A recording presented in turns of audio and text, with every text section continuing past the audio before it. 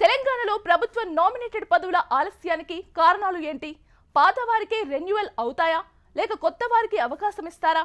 Already పోస్టులు ఖాళీ అయ్యి నెల రోజులు దాటిపోవడంతో భర్తీపై పార్టీ లీడర్లలో ఉత్కంఠ నెలకొంది.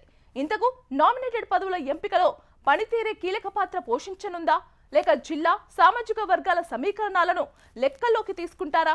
నామినేటెడ్ పదవుల కోసం కొత్తగా పైరవీలు చేస్తుంది ఎవరు? రెన్యువల్ పై నమ్మకంగా ఉంది ఎవరు? Watch this story.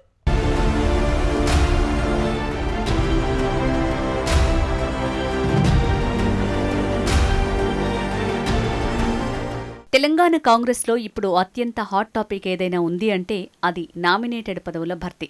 ఆశావహుల చూపు కార్పొరేషన్లు, బోర్డులు, కమిషన్లు, సలహా మండళ్ల చైర్మన్ పదవులపైనే ఉంది. ఈ నియామకాలు ఎప్పుడు జరుగుతాయి? ఇప్పటికే పదవుల్లో ఉన్నవారిని కొనసాగిస్తారా లేక పార్టీ కోసం కష్టపడిన కొత్త నాయకులకు అవకాశం ఇస్తారా? ఇదే ఇప్పుడు కాంగ్రెస్లో ప్రధాన చర్చగా మారింది. జూలై 8తో 37 మంది కార్పొరేషన్ చైర్మన్ల పదవీకాలం ముగిసింది. అయితే తమకే రెన్యూల్ అవుతాయని కొందరు, లేదు మాకే ఈసారి అవకాశం వస్తుందని కొత్త వాళ్లు ఆశతో ఎదురుచూస్తున్నారు.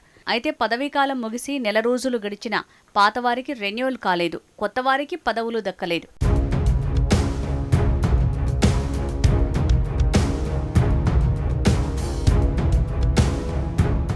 నిజానికి కార్పొరేషన్ చైర్మన్ల ఎంపిక విషయంలో కీలక నేతల మధ్య తీవ్రమైన ఘర్షణ జరిగిందట. అందులో ఒక్కొక్కరు ఒక్కో అభిప్రాయం వ్యక్తం చేశారట. ఒకరేమో పాతవారికి రెన్యువల్ చేయాలి అంటే, లేదు ఇన్ని రోజులు పార్టీ కోసం పనిచేసిన వారికి అవకాశం ఇవ్వాలని మరొకరన్నారట. ఇందులో ఒకరు కల్పించుకుని పాతవారిలో పర్ఫార్మెన్స్ బేస్గా రెన్యువల్ చేసి మిగతా పదవులు కొత్తవారికి ఇవ్వాలని అన్నారట. ఇదిలా ఉండగా మిత్రపక్షాలు కూడా స్పీడ్ పెంచాయట. మాకు ఇచ్చిన హామీలేవయ్యాయి అంటూ కాంగ్రెస్ ముఖ్య నేతలపై ఒత్తిడి తెస్తున్నారట.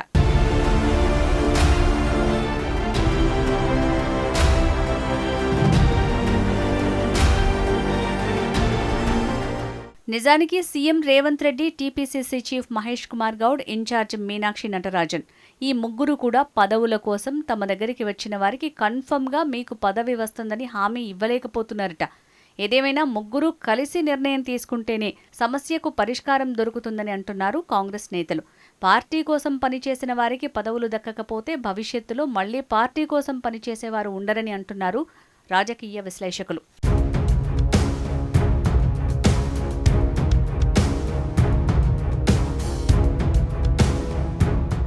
రాజకీయంగా చూస్తే సీఎం రేవంత్ రెడ్డి ముందున్న సవాల్ కూడా ఇదే. ఒకవైపు ఇప్పటికే పదవుల్లో ఉన్నవారి అసంతృప్తిని తగ్గించాలి, మరోవైపు పదవుల కోసం ఎదురుచూస్తున్న కొత్త నాయకులను సంతృప్తిపరచాలి.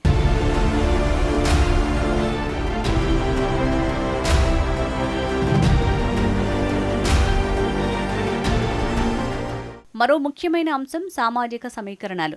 కాంగ్రెస్ ఈసారి బీసీలు, ఎస్సీలు, ఎస్టీలు, మైనారిటీలు, మహిళలు, యువ నాయకులకు తగిన ప్రాధాన్యం ఇవ్వాలనే ఆలోచనలో ఉన్నట్టు పార్టీ వర్గాల్లో చర్చ జరుగుతోంది. అదే సమయంలో జిల్లాల వారీగా రాజకీయంగా ప్రాతినిధ్యం దక్కని వర్గాలకు కూడా అవకాశం కల్పించే ఫార్ములాపై కసరత్తు జరుగుతోందని తెలుస్తోంది. ఎన్నికల్లో ఓడిపోయిన కాంగ్రెస్ అభ్యర్థులు, పార్టీ అనుబంధ విభాగాల నాయకులు, సీనియర్ కార్యకర్తలు, ఇతర పార్టీల నుంచి వచ్చి కాంగ్రెస్ విజయానికి పనిచేసిన నేతలు అందరూ తమకు అవకాశం వస్తుందని ఆశిస్తున్నారు. దీంతో లాబీయింగ్ కూడా గట్టిగానే సాగుతోంది.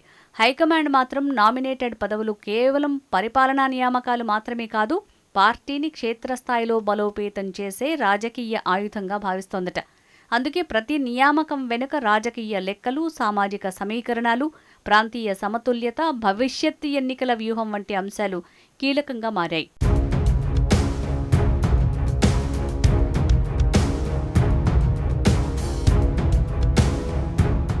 నామినేటెడ్ పోస్టులపై ఇప్పటికే కసరత్తు జరుగుతుండగా పార్టీలో ఏకాభిప్రాయం కుదిరితే త్వరలోనే వీటిపై క్లారిటీ వస్తుందనే చర్చ నడుస్తోంది.